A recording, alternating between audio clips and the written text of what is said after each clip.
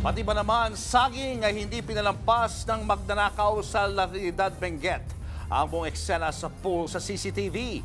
Yan at iba pang nakawan sa Frontline Report ni Gary De Leon. Sa unang tingin, akalain mong customer lang ang babaeng yan na sumulpot sa isang tindahan sa La Trinidad, Benguet. Pagpasok sa loob, tila naghahanap siya ng bibilhin. Dinampot niya ang isang piling ng saging at inilagay sa ibabaw ng basurahan na mas sigurong walang nakakita sa kanya. Dahan-dahan niyang ipinasok ang saging sa loob ng dalang eco bag para hindi maghinala ang tindera. Bumili pa ng chicha ang kawatan at na mas sigurong abala ang bantay, pinitas ng magnanakaw ang isa pang piling ng saging.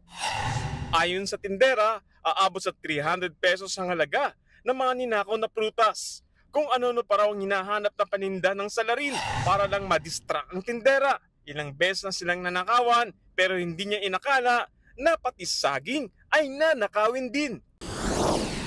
Sa Sariaya, Quezon naman, makikita ang isang babaeng may dalang dilaw na eco bag sa tindahan na yan. Maya-maya, nilapitan siya ng isang lalaki at inabot ang dala nitong eco bag. Pasimpleng lumapit ang lalaki sa pwesto ng tindera. Nang makakuha ng tiyempo, agad niyang kinuha ang bag ng tindera. Magkasunod na umalis ng tindahan ang dalawa.